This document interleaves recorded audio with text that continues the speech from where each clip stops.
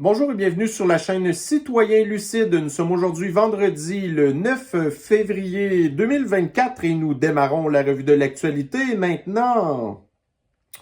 Donc, j'aurais pas beaucoup de temps pour faire la revue de l'actualité aujourd'hui. Honnêtement, j'étais même pas sûr d'en faire une, mais écoutez, on est rendu vendredi, puis je me dis que vous le méritez. On a aussi une couple de petits sujets assez importants à jaser tout de suite. Alors, sans plus attendre, eh bien, allons dans le Radio-Canada. Là, il y a beaucoup de sujets qui font parler pas mal plus que ça. Mais là, vous avez encore les fanatiques du transport en commun ici. Donc, projet de transport dans l'Est. L'ARTM, ça, c'est à Montréal, qui propose un projet sur rail de 10 milliards. Fait que là, vous avez le 10 milliards à Québec, vous avez le 10 milliards à Montréal, vous avez le métro de Montréal qui tombe en ruine, vous avez plein d'autres projets à Montréal qui sont calculés en dizaines de milliards de dollars. On dirait que l'argent nous sort par les oreilles ici, là. Regardez, je sais pas où ils vont trouver l'argent. On n'en a plus d'argent. Puis les gens fuient de plus en plus Montréal. Puis l'achalandage des transports en commun, c'est pas yable non plus. Puis là, ils remplacent des autobus par des trains. Fait que, tu sais, ça invente pas du nouveau monde qui prend le transport en commun, ça. Puis ça coûte pas mal plus cher. Puis là, t'as plein d'infrastructures à mettre. Puis là, ben, je vous montrerai de quoi tantôt encore, là, c'est quoi ça fait quand vous allez dans les transports en commun, là, tu sais. Ensuite, à part de tout ça, on va parler un petit peu d'immigration. Toujours dans Radio-Canada, encore un article là, sur une madame qui vient de l'étranger, qui est même pas une citoyenne québécoise, qui est ici depuis 2021-2022, je sais pas trop. Puis là, elle est sur le bord d'accoucher, parce que là, elle vient ici, là. Puis là, elle était pas enceinte, mais là, elle est tombée enceinte ici. Mais là, elle est pas, tu sais, même pas citoyenne canadienne, elle est pas québécoise, elle est rien du tout. Puis là, ça s'en va se plaindre dans les journaux que ça va se ramasser avec une facture de 21 000 $ parce que ça va accoucher dans nos hôpitaux. Puis là, ben, elle n'est pas couverte par la RAMQ. Puis là, ben, il y a du monde de l'extrême gauche qui dit qu'on devrait payer pour ça. Les illégaux qui viennent ici pour accoucher. Là, après ça, les enfants se ramassent avec la citoyenneté canadienne. Puis en plus, il faudrait qu'on paye leur accouchement. Qui n'ont jamais payé d'impôts, ces gens-là ici. Puis là, il évalue que si, admettons, on payait pour toutes les madames illégales qui viennent ici pour accoucher, ça nous coûterait au moins 20 millions de dollars par année. Fait que si on commence à faire ça, mais là, ça va être encore pire. Il va y avoir encore plus de femmes illégales qui vont venir ici pour accoucher. La facture va monter dans les 100 millions. Puis là, c'est qu'on est à bout de ces gens-là. Je suis plus capable. Comment vous voulez, après ça, qu'on ait de la sympathie pour eux puis qu'on veuille les accueillir? Même pas capable de faire les affaires dans les règles de l'art, esti. Faut... Christy qu'on est tanné de dessous. Une autre affaire ici, regardez qu'on avait entendu parler sur les immigrants illégaux. Là, ils vont avoir droit aux garderies payées par l'État. Puis là, ben, ils vont passer en priorité. Fait que là, on a déjà plein de Québécois ici qui attendent pour avoir des places dans les CPE. Les immigrants illégaux vont avoir droit aux garderies en CPE, puis en plus, ils vont être prioritaires dans les listes. Comment voulez-vous, après ça, qu'on les aime? On peut pas. On ne peut pas. Je suis désolé, mais quand tu es rendu que les immigrants illégaux ont plus de droits que les citoyens eux-mêmes qui payent des impôts en plus. Bon, ici, ça, j'ai vu passer ça dans Twitter, là, la docteure Anastasia Maria Loupis, là, qui est une pro-Hamas au bout, qui a fait un sondage qui m'a beaucoup fait capoter, qui a accumulé 64 000 votes alors que je l'ai rempli moi-même et qui demandait, selon vous, quelle est la religion qui représente une plus grande menace pour la paix dans le monde et l'humanité? Donc là, le christianisme, le judaïsme ou l'islam. 68% des gens ont répondu que c'est le judaïsme. Fait que là, ça fait des mois que des manifestations pro-Hamas, pro-terroristes, alors qu'il n'y a aucune manifestation pro-judaïsme, pro-Israël, rien de ça. Il n'y a rien qui a été cassé par les Israéliens là, ou les Juifs. Là.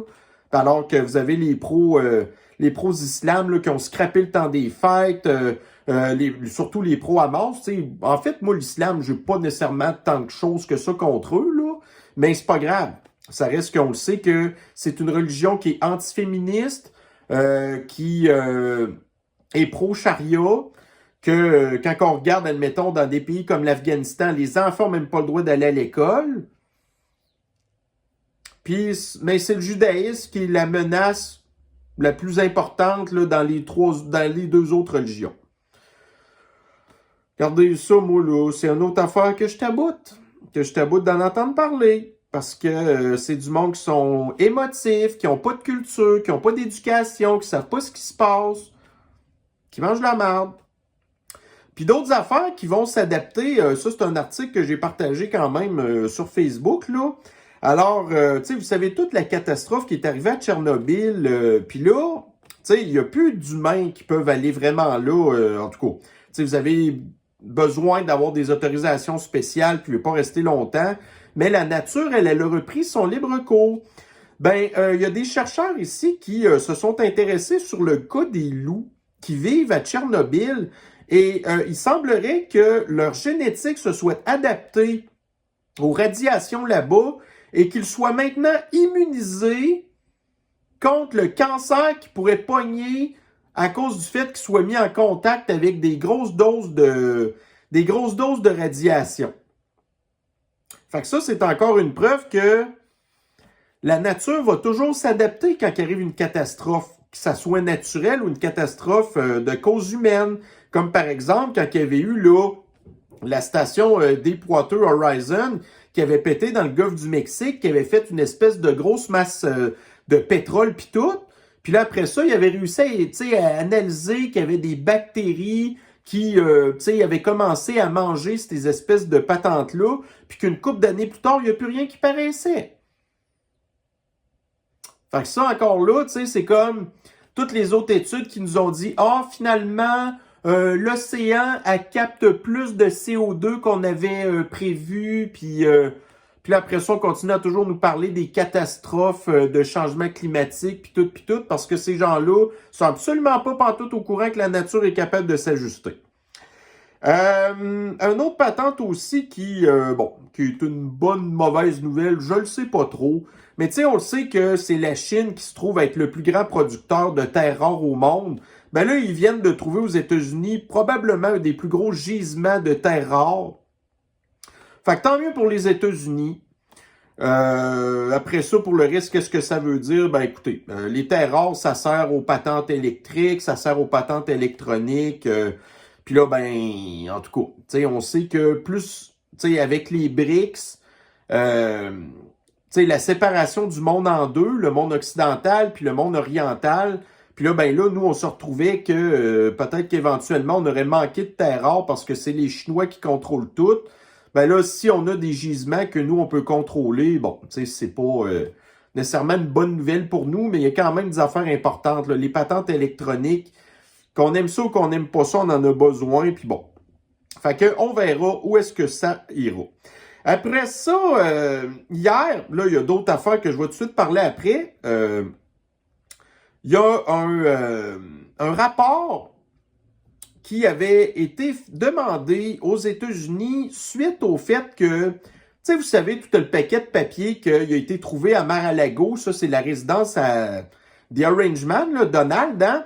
Mais l'affaire, c'est qu'après ça, il y a eu d'autres papiers qui ont été trouvés. Il y a des papiers qui ont été trouvés dans le garage de Joe Biden, dans son garage au Delaware. Après ça, ils ont trouvé ça aussi dans une université qui est comme une espèce de think tank qui est contrôlé aussi par les Biden. Après ça, il y a Michael Pence aussi qui avait des papiers puis tout. Mais là, bref, vous avez donc le rapport qui avait été demandé aussi pour Joe Biden. Puis là, finalement, ce qu'on a appris au début, c'est que il n'y aurait pas d'accusation qui serait donnée contre Joe Biden. Fait que là, on était comme bien fâchés de ça, mais là, on a réussi à mettre la main sur le rapport en question. Puis les gens qui ont fait le rapport ont dit, écoutez, ils peuvent pas accuser Joe Biden parce que il est tellement vieux, il est tellement dément, sa mémoire est tellement dysfonctionnelle que même si on l'accusait puis qu'il y avait un jury, ben il dirait que c'est pas de sa faute parce que le bonhomme, il a même plus sa tête. Ça, c'est le président des États-Unis, là. Fait que là, il y a d'autres... Fait que là, hier soir, vous avez Biden qui a été s'expliquer un petit peu devant les médias, puis entre autres... tu sais, là, lui, il continue à dire que sa mémoire va super bien, puis tout ça, alors que dans le rapport, ça dit complètement le contraire. Ils l'ont interviewé pendant des heures de temps. Joe était même plus capable de se rappeler quand est-ce que son fils Beau était mort. Il se rappelait même plus quand est-ce qu'il avait pu être vice-président des États-Unis. Toutes sortes d'affaires de même. Il a même aussi réussi, imaginez-vous, à mélanger le président du Mexique avec le président de l'Égypte. Parce que le président de l'Égypte, c'est un certain El-Sisi qui a un nom long de même, là. Mais là, il disait, oui, El-Sisi, ça, c'est le président du Mexique. Parce que là, il parlait du fait là, d'ouvrir la frontière entre l'Égypte et la Palestine. Fait que ça, bon, donc effectivement, on voit que Joe va pas top shape. D'autres affaires qu'il a faites aussi. Donc là, il disait que lui, tu sais, admettons, il était réélu, qu'il serait le président de tout le monde, des États rouges comme les États verts. Pas les États bleus, là, les États démocrates qui sont les États bleus. Les États rouges, les États verts. OK, ça va bien son affaire. Fait que là, vous l'avez ici, là, le fameux article du Daily Mail qui nous parle du fameux rapport concernant Joe, là, qui... en tout cas, il y a de plus en plus de rumeurs qui disent qu'il ne va pas se représenter au présidentiel cet automne. Mais l'affaire qui a fait le plus jaser hier, c'est la fameuse entrevue qu'on attendait de Tucker, qui est allé à Moscou pour interviewer Vladimir, le leader de l'Empire soviétique. Alors, j'ai écouté l'entrevue hier et vraiment, là, c'était excellent. Au début, il y a eu des petites tensions parce que, tu sais, Tucker posait des questions à Vladimir qu'il n'aimait pas trop. Puis là, par la suite, tu sais, comment je peux dire ça? Tu sais, l'atmosphère, c'est comme détendue. Ça a duré à peu près 2 heures, l'entrevue. Puis honnêtement, il n'y avait même pas de deadline. C'est comme, ça a continué comme ça. Puis à un moment donné, bon, il avait pas mal fait le tour de leurs affaires. Mais ça a été vraiment numéro 1, cette entrevue-là. Je suis certain que vous en avez entendu parler. Mais là, moi, je vous le dis que personnellement, j'étais bien content de voir ça. Puis, tu sais, je veux dire, ça se peut que Vladimir il a dit des affaires de merde pendant son entrevue parce que lui, tu sais, veut pas, il donne sa version des faits, OK? Mais le truc, c'est que peu importe qu'il y avait un peu ou pas de désinformation dans son affaire, ça reste que le gars, il est sa coche. Puis que quand on le compare à n'importe lequel de nos leaders occidentaux, puis je parle ici de l'Europe et de l'Amérique du Nord principalement, Vladimir fait passer notre gang à nous pour une gang de style 2 de pique. Une gang de crise de 2 de pique. Fait que c'était vraiment merveilleux. Fait que là, l'extrême gauche capote. Il y en a qui disent que les médias sont morts parce que là, ce genre d'affaires-là que Tucker a fait, c'est vraiment... c'était extraordinaire. Honnêtement, c'était super bon. Puis je vous invite à l'écouter. Là, ça a l'air qu'il y a une version francophone qui est sortie aussi, là. Fait que si vous n'êtes pas capable de comprendre l'anglais, puis je trouverais ça bien plate pour vous, là, que vous n'êtes pas capable, bref, parce que là, vous êtes en retard sur les nouvelles, mais bon. Honnêtement, c'était vraiment super bon. Donc, une autre affaire qui nous prouve que les médias vont mal. On a appris hier que Bell Canada, qui est la compagnie privée qui possède le plus de médias au Canada, va couper l'équivalent de 9% de sa main-d'œuvre, ce qui équivaut à l'équivalent de 4800 emplois. Ils vont fermer ou mettre à vendre 45 stations de radio. Puis l'extrême gauche ne comprend pas encore pourquoi que les médias, ça va pas bien au Canada. Parce que, entre autres, Bell, c'est CTV News. CTV News, c'est de la bullshit tout le temps. Tout le temps. Puis quand on regarde sur les commentaires sur Twitter, là, CTV se fait tout le temps ramasser. Fait que c'est ça. Donc, voyez-vous, l'entrevue à Tucker hier a déjà pété le 100 millions de vues en même pas un jour. Puis vous avez nos médias ici qui sont même pas capables sais, voyez-vous, le CTV News, non, tu sais, leur code d'écoute puis tout, là, c'est n'importe quoi. Après ça, bon, on a parlé un petit peu de transport en commun tantôt. La raison pour laquelle que les gens veulent pas aller dans le transport en commun, c'est parce que c'est dangereux. Fait que là, on s'en va à Trois-Rivières. Leur transport en commun, ils vont mettre des agents de sécurité dans les autobus. Parce que c'est violent dans les autobus. Puis là, on est à Trois-Rivières, on n'est même pas à Montréal. Montréal aussi aurait besoin de mettre des agents de sécurité dans ses transports en commun. Mais ils le font pas, ça coûte trop cher. Fait que les gens mettent leur vie en danger pour faire plaisir aux communistes.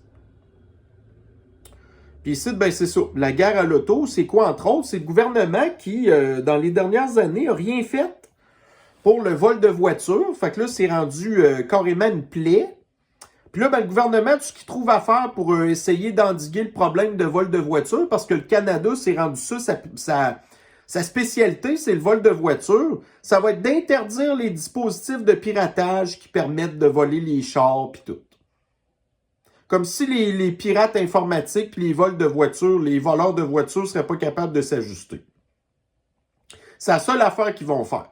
Ils vont même pas aller augmenter le nombre d'agents, d'inspecteurs ou de police dans le port de Montréal, que c'est tout là que ça se passe. Ils vont faire comme avec les armes à feu. Ils vont bannir les armes de poing que les criminels continuent d'acheter sur le marché noir. Les voleurs de voitures, ils vont pas pantoute faire la même affaire non plus. Voyons donc. C'est sûr que non. Fait qu'écoutez, ça, c'était la toute petite revue de l'actualité que je voulais faire avec vous aujourd'hui. C'est un petit peu un prétexte aussi pour, en fait, vous souhaiter une bonne fin de semaine. Moi, cette semaine, j'ai été beaucoup écœuré par l'actualité. J'en avais plein mon casse. C'est une des raisons pour laquelle aussi que j'ai pas fait 2 revues de l'actualité cette semaine, en plus de mon live de lundi, en plus là, de ma collaboration avec Radio La Chine mercredi.